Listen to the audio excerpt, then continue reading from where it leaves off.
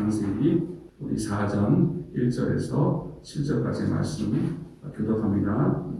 아담이 그 아내 하와와 동침함에 하와가 잉태하여 가인을 낳고 이르되 내가 여호와로 말미암아 득남하였다 하니라. 그가 또 가인하고 아벨을 낳았는데 아벨은 양치는 자였고 가인은 농사하는 자였더라. 세월이 지난 후에 가인은 땅의 소산으로 제물을 삼아 여호와께 드렸고 아벨은 자기도 양의 첫 새끼와 그 기름으로 드렸더니 여호와께서 아벨과 그 제물은 연락하셨으나 가인과 그 제물은 연락하지 아니하신지라.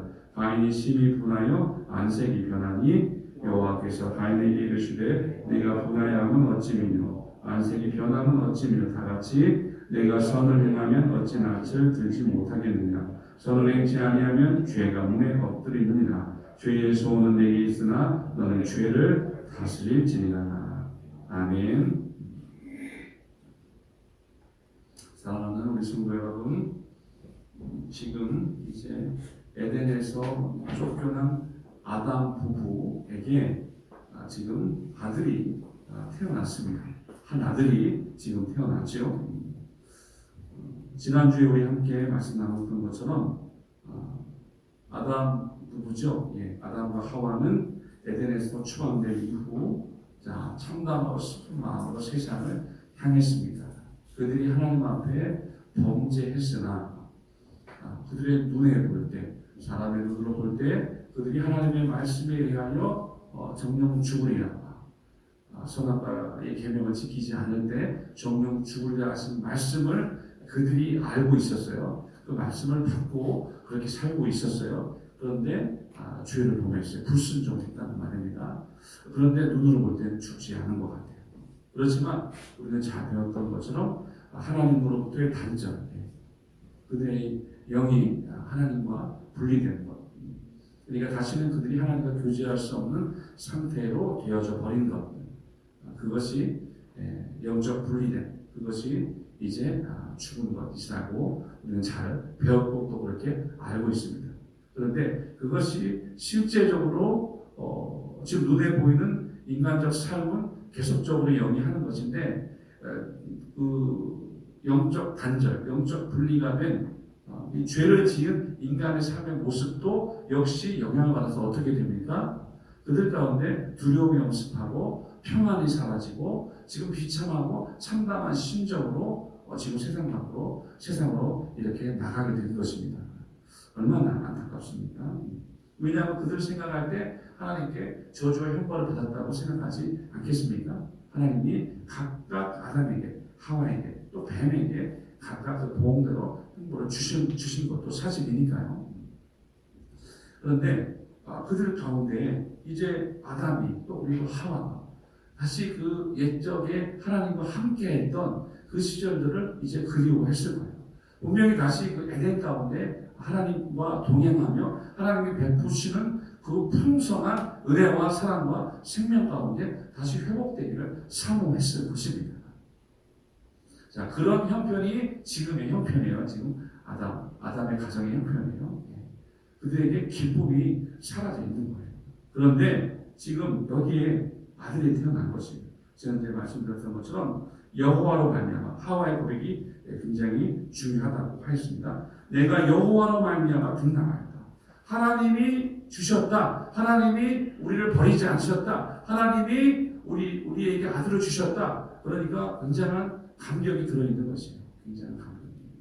그래서 여호와로 말미암아 이렇게 우리 가정에 아들이 태어났다. 이렇게 기쁨의 고백을 한 것입니다. 그래서 이름도 얻었다라는 의미의 가인이라고 지은 것입니다. 이 가인의 의미가 굉장히 하나님이 우리를 잊어버리지 아니하시고 우리를 생각하사 하나님이 그 약속을 지키시려고 여자 후손을 통하여 하나님이 우리를 구원해 주시려고 그 말씀을 하와는 떠올렸을 것이고 그래서 이름을 또 가인이라고 지은 것이잖아요.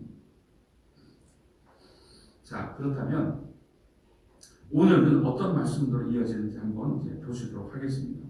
2절입니다. 그가 또 가인의 아우 아벨을 낳았는데 아벨은 양치는 자였고 가인은 농사하는 자였더라. 지금 아담 가정에 또 한 명의 자녀가 태어났습니다.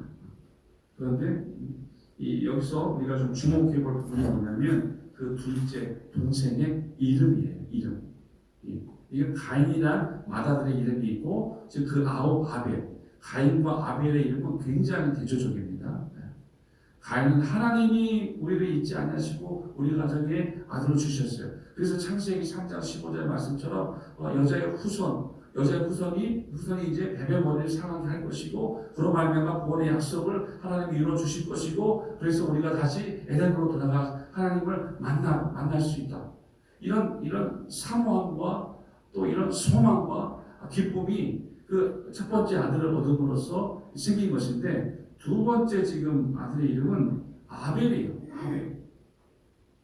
가인을 낳았을 때는 너무 기뻐서 하나님의 아들을 주셨다고 여기에 가인이라고 지었는데 동생의 이름은 아벨입니다. 여러분 아벨의 이름 뜻을 많이 듣고 배우셔서 잘 아시죠?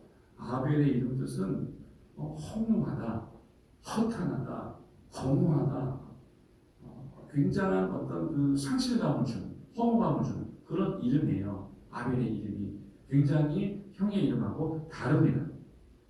여러분 보통 보시면 우리 야곱의 12아들 있죠? 12아들의 이름이 있어요. 첫째 아들 루벤입니다. 루벤은 보라 아들이다 이런 뜻이에요. 굉장히 감격이 역시 들어있어요. 둘째 시몬입니다. 들으셨다. 하나님이 내 마음의 아픔과 슬픔을 들으셨다는 표현이에요. 셋째 아들은 레위입니다. 그거는 이제 결합하다, 결속하다는 의미죠. 넷째는 유다입니다. 유다는 잘 아시는 것처럼 찬송하다입니다. 할렐루야 쉽게 말하면.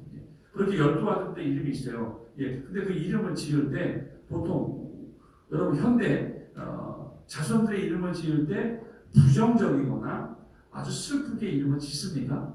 그렇게 이름 짓는 부모님들은 없죠. 혹시 이제 예전에 우리나라 이제 과거 시절에 아들 선호 사상이 이렇게 많이 있었던 그때에는 이제 아들 낳고 이제 딸들을 많이 낳은 집에서는 보통 이름 말제로 태어나는 자손에게 이런 끈 말자를 붙인다든지 아니면 끝자를 붙이고 이런 거는 좀 있었죠. 그렇지만 대부분의 사람들이 그 이름을 부정적으로 짓거나 나쁘게 슬프게 짓고 이렇게 하지는 않습니다. 근데 성경에는 그 이름이 그 사람의 또 삶과 또 이렇게 일치되는 경향들이 많이 있고 때로는 슬프게 짓거나 부정적으로 짓는 이름들이 꽤 있어요. 잘 아는 야베스라는 이름도 되게 부정적이거든요. 그 고통이라는 뜻이잖아요. 고통. 야베스. 이런 이름들이 있어요. 아벨도 굉장히 공허한, 허무한 이런 의미가 담겨져 있는 뜻이거든요. 그런데 여기서 지금 이 아담의 가정에서 둘째 아들을 아벨로 지었다는 것은 어떤 의미가 있는지 좀 생각해 볼 필요가 있다고 봅니다. 가인을 낳았을 때, 첫째 아들 가인을 낳았을 때는 아담의 이 가정에서는 이 말씀드렸던 것처럼 이 아들이 여자의 후손이기 때문에 그들을 구원하고 다시 에덴으로 돌아갈 수 있도록 구원자 역할을 감당해 줄 그런 사람으로 여겼을 것 같아요. 그러면 얼마나 애지중지하고 정말 야곱과 에서와 야곱의 관계처럼 편해했을 수도 있을 것 같아요. 그 아들을 너무너무 사랑했으니까. 그런데 그런 거예요. 지금 하나님 앞에 범죄하여 그들이 이제 에덴 밖으로 추방됐어요. 이제 죄가 세상에 들어오게 된 거잖아요. 로마서 표현처럼 죄가 세상으로 들어오게 된 거예요. 그러니까 죄인된 모습들이 나타나는 거예요.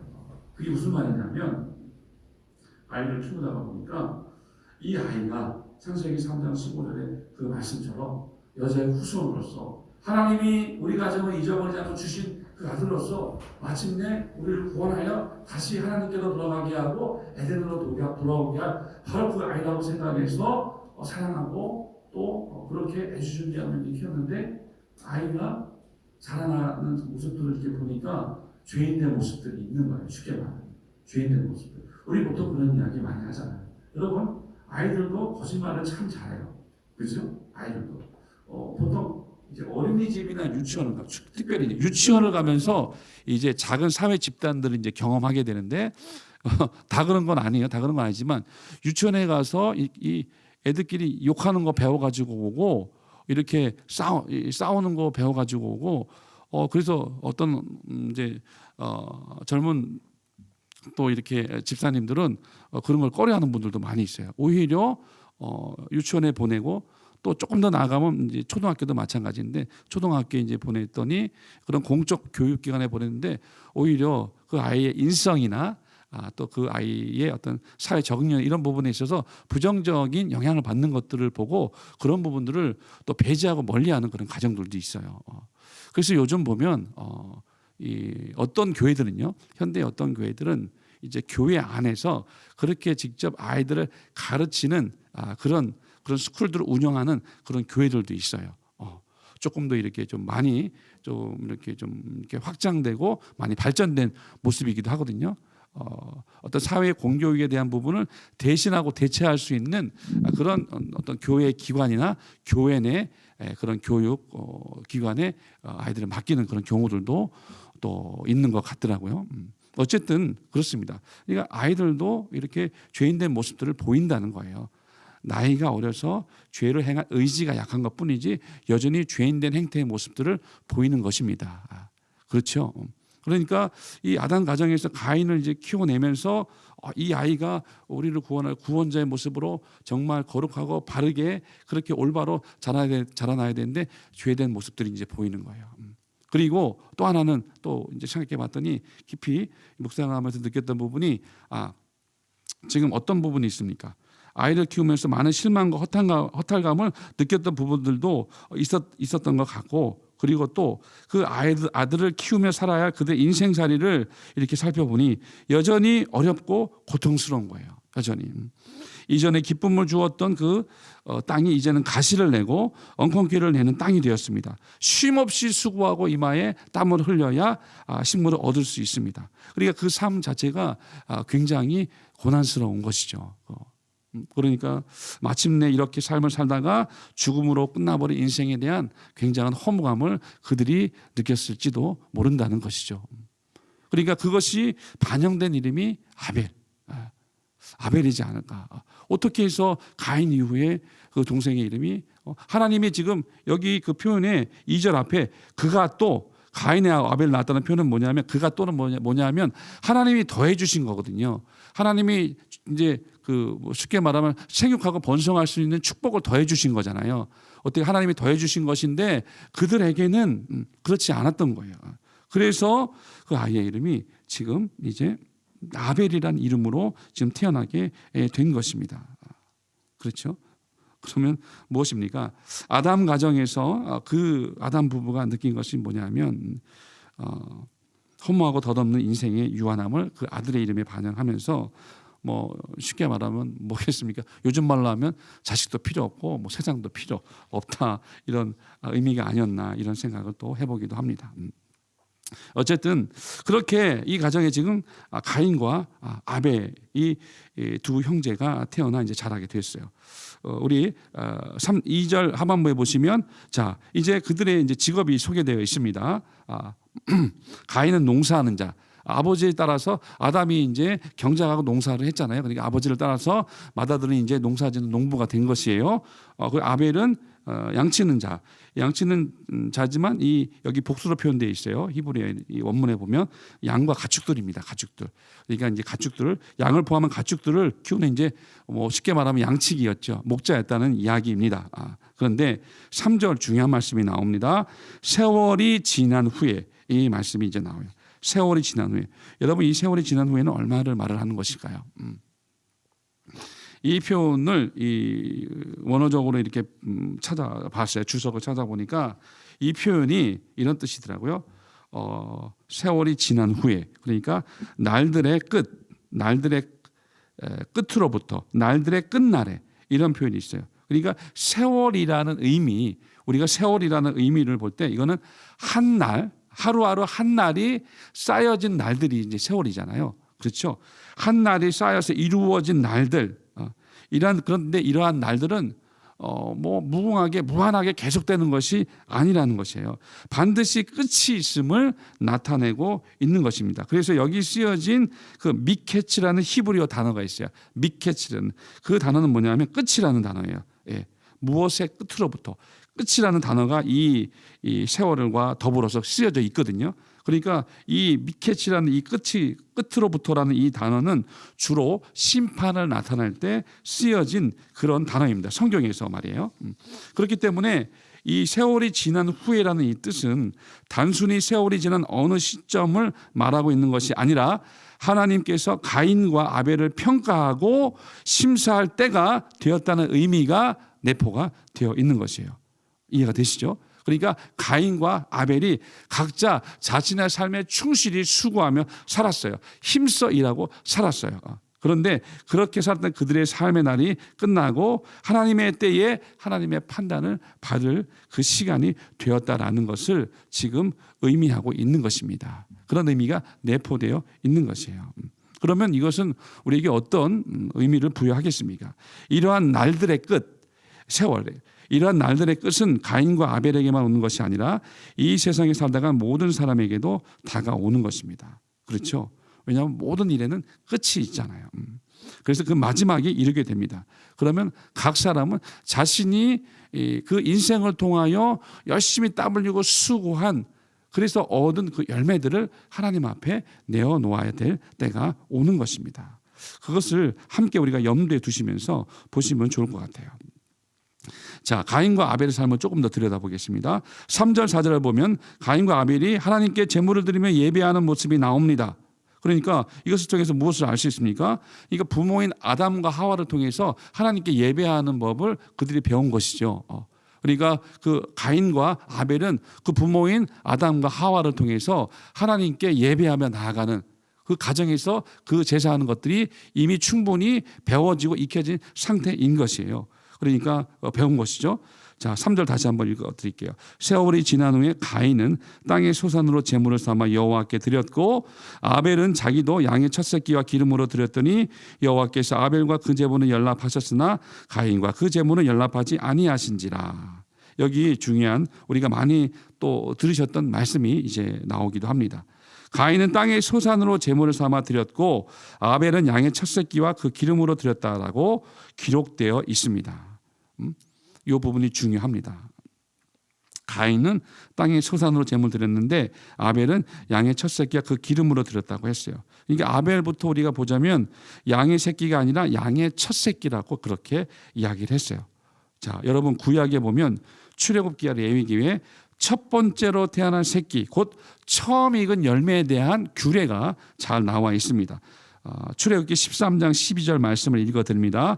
너는 무릇 초태생과 내게 있는 생축의 초태생을 다 구별하여 여호와께 돌리라. 이렇게 말씀이 이게 나와 있어요. 레위기 27장 26절에도 오직 생축의 첫 새끼는 여호와께 돌릴 첫 새끼라. 우양은 물론하고 여호와의 것이니 누구든지 그것으로 구별하여 드리지 못할 것이며 이렇게 말씀하고 있어요. 그렇죠? 그리고 출애굽기 23장 19절에는 이렇게 말씀합니다. 너의 토지에서 처음 익은 열매의 첫 것을 가져다가 너희 하나님 여호와의 전에 드릴지니라. 이렇게 말씀하고 있어요. 그러니까 무슨 말씀입니까? 짐승의 첫 새끼 이것은 여호와의 것이니까 여호와께 드리라. 이 말씀이 이제 있어요. 그러니까 지금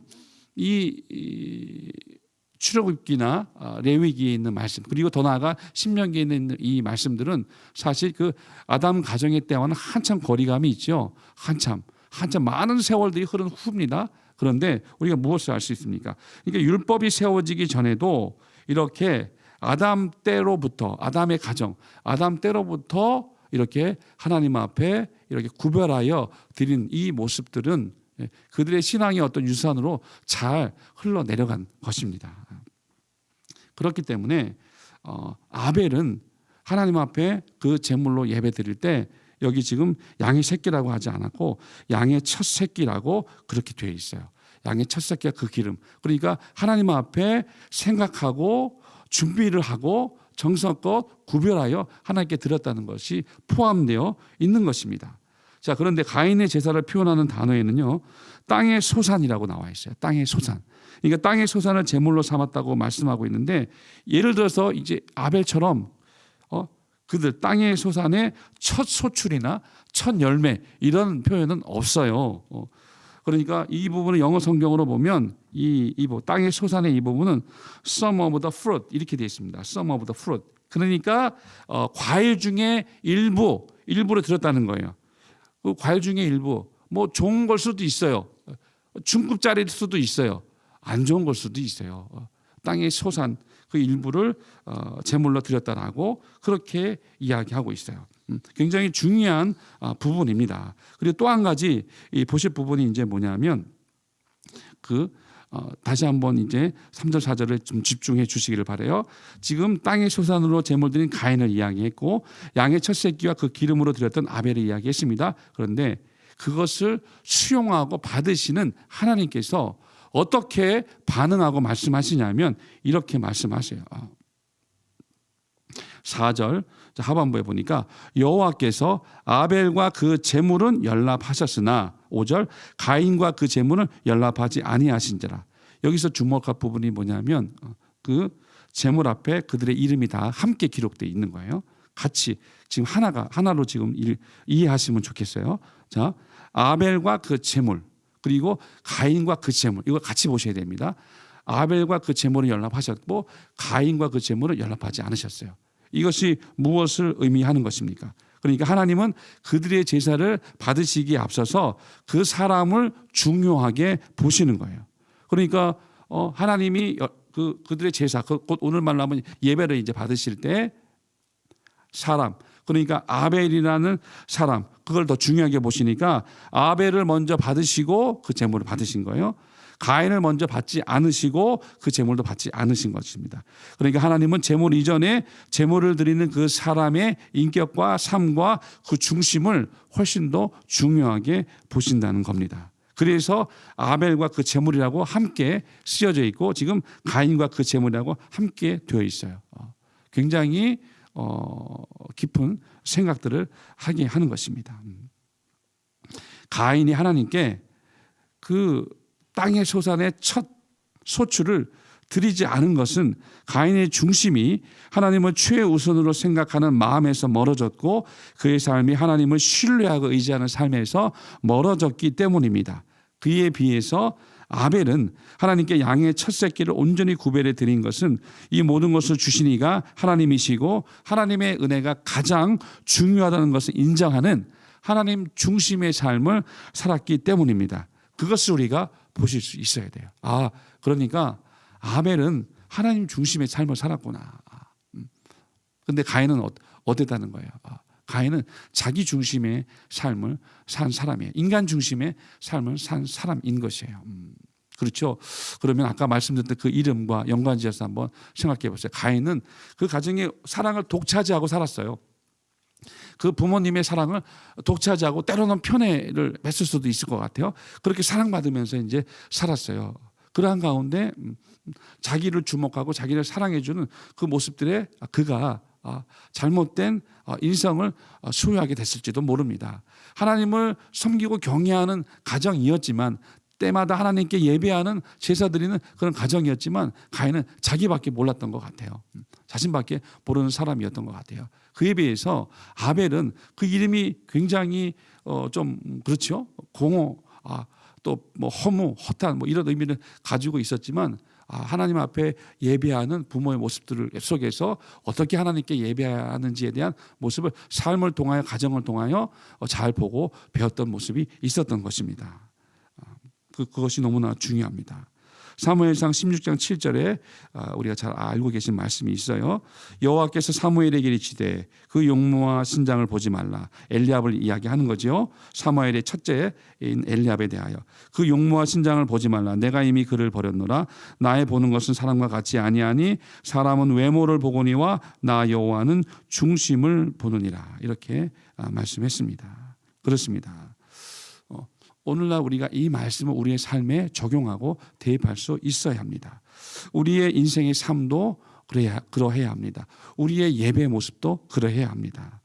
우리 인생의 날들 후에 반드시 우리가 하나님 앞에서 내 중심과 내 인생의 거둔 열매들을 하나님 앞에서 보일 때가 반드시 올 텐데 그때 우리 모두는 부끄러움을 당하지 말아야 하겠습니다. 하나님을 기쁘시게 하는 삶으로 온전히 우리의 삶이 우리의 중심이 하나님께 연락돼야 되지 않겠습니까? 정리를 해드릴게요. 오늘 우리는 본문에서 하나님을 향해 전혀 다른 태도를 가진 두 사람을 우리가 보았습니다. 하나님을 예배하는 삶 속에서 온 마음과 정성을 다해서 양의 첫 새끼와 그 기름을 구별하여 드린 그런 아벨의 그 삶의 모습을 볼 수 있었고, 아무런 그 중심과 그 정성이 없었던 단순히 땅의 소산의 일부를 드린 가인의 삶의 모습을 우리가 함께 살펴보았습니다. 자, 2022년도 우리가 바로 적용을 한번 해보죠. 2022년 우리가 하나님 앞에 주일 예배는 이제 52주니까 52번 예배를 드리게 되고, 오늘은 뭐 몇 번째입니까? 이제 2주밖에 남지 않았으니까 오늘은 50번째네요. 50번째 주가 50째 주일에 예배가 됩니다. 우리가 2022년도 하나님 앞에 드렸던 그 예배 가운데 정말 우리가 온 마음과 또 힘과 뜻과 정성을 다하여 하나님 앞에 우리 자신을 거룩히 구별하고 너희 몸을 하나님이 기뻐 받으시는 거룩한 영적 제사로 그렇게 너희 몸을 하나님께 구별하여 드리라고 말씀하신 그 말씀 그대로 우리가 그렇게 하나님 앞에 온전히 예배하였는지 우리가 한번 살펴봅시다. 12월이잖아요. 한번 돌아보기를 원합니다. 우리의 예배는 어떠했는지, 2022년 동안의 나의 삶의 예배는 또한 어떠했는지, 주일날 교회에서 예배드리는 우리 교회에서의 예배자의 모습과 삶 속에서의 우리의 예배자의 모습은 어떠했는지, 또 이제까지 살아온 우리들의 인생으로 또 확장해 보세요. 이제까지 살아온 우리들의 인생의 삶들 속에서 우리는 하나님을 예배하는 예배자의 삶을 온전히 살아내었는지 한번 우리가 돌아볼 수 있으면 좋겠습니다. 의무감에 빠지고 매너리즘에 빠지고 아무런 마음도 담겨 있지 않은 타성에 젖은 예배를 드린 모습들은 없었는지, 하나님을 예배하는 삶의 예배자로서의 나의 인생은 어떠했습니까? 4절과 5절 다시 한번 주목해서 보세요. 아벨과 그 제물은 하나님이 연락하셨어요. 가인과 그 제물은 연락하지 않으셨어요. 연락하다라는 것은 하나님이 기쁘게 수용한다라는 의미거든요. 하나님이 기쁘게 받으셔야 되는 그 예배가 그렇게 결과가 나타나게 된 것입니다. 이 아벨과 가인의 삶에 대해서 히브리서 12장 4절은 정확하게 이야기를 하고 있습니다. 믿음으로 아벨은 가인보다 더 나은 제사를 하나님께 드림으로 의로운 자라 하시는 증거를 얻었으니 하나님이 그 예물에 대하여 증거하심이라. 저가 죽었으나 그 믿음으로써 오히려 말하느니라. 아벨의 제사를 연락하신 분명한 이유가 이제 히브리서 11장 4절에 있는 거예요. 그것은 바로 그의 제사가 믿음으로 드려진 예물과 예배였기 때문이라고 기록하고 있습니다. 그렇죠? 말씀드렸던 대로 그의 중심과 인격과 삶이 드려져 있는 거예요. 왜? 하나님이 살아 계심을 분명히 믿은 믿음이 아벨에게 있는 거잖아요. 하나님이 그의 삶 가운데 그의 삶을 다스리시고 통치하시며 그의 삶과 임만을 함께 하시는 그 하나님이심을 아벨은 분명히 인정하고 그렇게 살았던 것입니다. 우리가 잘 아시는 히브리서 11장 6절에 그 말씀이 있죠. 믿음이 없이는 기쁘시게 못하나니 하나님께 나아가는 자는 반드시 그가 계신 것과 그가 자기를 찾는 자에게 상 주시는 이심을 믿어야 할지니라. 늘 하나님을 인식하며 사는 거예요. 늘 하나님을 생각하며 삽니다. 왜? 하나님은 살아 계시니까. 그렇게 늘 하나님을 생각하는 사람의 삶의 모습이 아벨의 삶의 모습이었어요.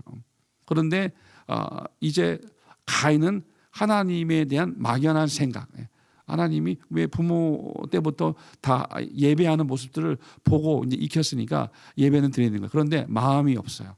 마음이 담겨져 있지 않는 거예요. 형식적이에요. 그 부분 하나님은 정확히 감찰해 내시는 하나님이신 것입니다. 아벨의 이름은 허무요 허탄이요 공허였지만 아이러니하게도 그의 이름과는 다르게 그는 하나님을 오롯이 믿었던 믿음이 있었고 하나님과 동행하는 참된 예배자의 삶을 살았다는 것입니다. 우리 이 시간 함께 찬양을 먼저 이제 하시겠습니다.